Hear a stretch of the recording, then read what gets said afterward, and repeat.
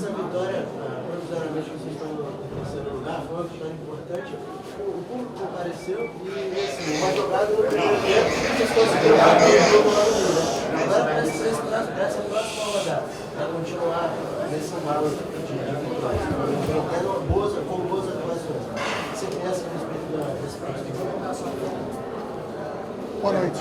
Na verdade, a gente tenta trabalhar jogo por jogo. Vamos começar a pensar no Corinthians a partir de amanhã. O jogo hoje foi extremamente desgastante, o gramado um pouco pesado e por causa da chuva, o time do Inter com jogadores muito leves, bastante movimentação, então exigiu demais da nossa equipe. Importante essa vitória para a gente tentar não deixar que as equipes da frente escapassem muito. A nossa ideia é estar sempre próximo do G4 e agora a gente vai tentar recuperar primeiro os atletas, ver quem é que vai estar 100% para poder enfrentar a equipe do Corinthians. Como você avaliou o desempenho de Ederson? Na verdade, o Ederson vem no crescimento, é um atleta extremamente profissional, que se dedica bastante aos treinamentos. Eu tenho profunda admiração pelo profissional e ele vem merecendo um espaço na equipe. Logicamente que se a gente só tem condição de escalar 11, a gente tem ali jogadores que podem fazer bem aquele lado ali. Mas a gente conversou, tem coisa de um mês atrás, e ele me disse que poderia fazer. Eu acho que ele está em crescimento, eu acho que ele vai ajudar bastante a gente na competição. Que placar mentiroso esse, hein, cara? Bem, na verdade, apesar da gente ter feito gol no primeiro tempo, o Internacional teve melhor que a gente não conseguia produzir muito no ataque. Eles estavam com uma movimentação intensa dos 4 homens de meio, confundindo um pouco nossos homens de trás, principalmente os nossos laterais. E isso deu espaço para que eles criassem algumas oportunidades. Já no segundo tempo, a gente providenciou uma troca na nossa marcação ali e a gente acabou tomando um pouquinho mais conta do jogo, ou pelo menos tendo mais oportunidades. Os contra-ataques a gente poderia ter até definido a partida um pouquinho antes, mas de qualquer forma, com todos os parabéns, porque o desgaste foi muito grande e eles cumpriram a rixa aquilo que a gente pediu. Esse jogo do Flamengo foi melhor do que o do Fluminense quando perdeu? Não, a gente jogou melhor contra o Fluminense, principalmente no primeiro tempo. E infelizmente o futebol é assim, né? A gente sabe que nem sempre quando a gente estiver bem vai conseguir as vitórias. Hoje a gente não fez uma partida tão produtiva como foi a de domingo, mas a gente conseguiu os 3 pontos. É o que eu sempre falo, quando a gente não consegue ter uma produção tão boa ofensiva, a gente tem que estar bem atrás, como a gente ficou bem no segundo tempo e também aproveitou os espaços para os contra-ataques. Infelizmente a gente não definiu o placar antes do apito final, mas a vitória foi importantíssima para a gente continuar sonhando com o G4. Isso é importante, é o mais importante, se manter lá no topo e bem próximo, não deixar ninguém se afastar. Na verdade, essa nossa proposta, desde que a gente conversou com eles, coisa de um mês atrás, porque a gente sabe que a competição é duríssima, vão ocorrer alguns altos e baixos, e a gente tem um sonho de, nas 8, 10 rodadas finais, a gente esteja ali próximo do G4, onde a gente vai ter o Maracanã de volta, e a gente com certeza, com o apoio maciço da nossa torcida, a gente vai ganhar uma força a mais, porque a gente sabe que faz uma diferença muito grande. Zé Ricardo, o que se espera do jogo do Corinthians? Que tipo de jogo você está esperando? Quais as maiores dificuldades também vai encontrar? Você sabe que é muito difícil ganhar lá na arena do Corinthians, né? Olha, uma das equipes mais preparadas da competição, uma equipe que tem um jogo apoiado muito eficiente, talvez o mais eficiente das 20 equipes que estão jogando na Série A, mantém o seu padrão de jogo pelo menos 2, 3 anos, mesmo com a troca do Gustavo e do Tite. A gente conseguiu observar nas partidas anteriores que ele mantém bem o padrão, jogadores muito versáteis jogando pelo lado do campo, 2 laterais que apoiam bastante e uma torcida que empurra muito lá dentro da arena do Corinthians. É um jogo que a gente vai ter que preparar muito bem, porque o Flamengo, nessa grande, a gente tem que encarar o Corinthians igual para igual e tentar fazer um bom resultado também lá dentro da arena.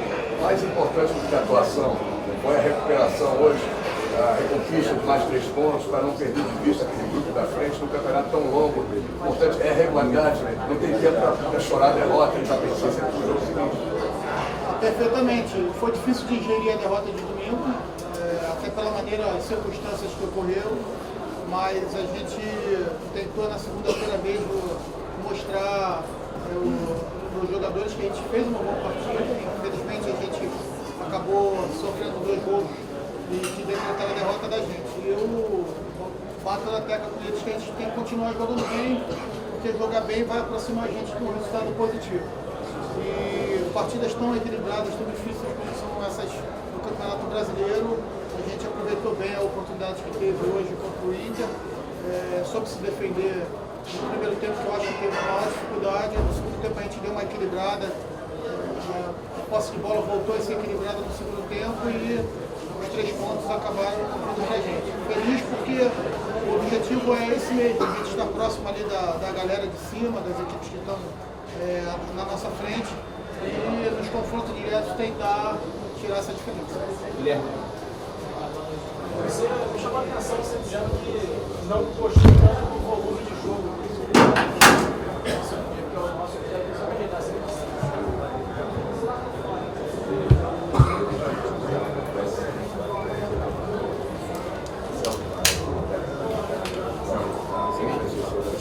Me chamou a atenção que você falou que não achou que é bom o volume de jogo, mas às vezes quando chamou o ataque. Realmente foi essa sua análise? Você achou que o Flamengo não teve muitas oportunidades? Só eu escrevendo aqui, eu anotei algum que você achou assim. Não, na verdade eu achei que a gente não fez um bom primeiro tempo. O segundo tempo me agradou pelo equilíbrio de forças. Eu acho que o Internacional tentou, com as substituições, o Argel tentou dar mais volume, pelo menos essa foi a intenção pelo meio de campo ali, da equipe do Inter. Mas a gente conseguiu equilibrar bem e teve as oportunidades para definir a partida antes. Mas no primeiro tempo, a movimentação do ataque do Internacional dificultou, confundiu um pouquinho a gente. A gente não conseguiu consertar ali nas instruções na beira do gramado, mas após o intervalo a gente conseguiu organizar um pouquinho mais as 2 linhas de marcação ali, adiantando um pouquinho a Alan Patrick, e isso facilitou para que a gente equilibrasse o jogo no segundo tempo. Uma curiosidade com relação a essa escadaria, são 65 andares. Achei que 65 degraus para chegar ali no vestiário. No intervalo, o Argel preferiu que o time ficasse no banco. O que você achou dessa decisão e você acha que isso atrapalha nesse time?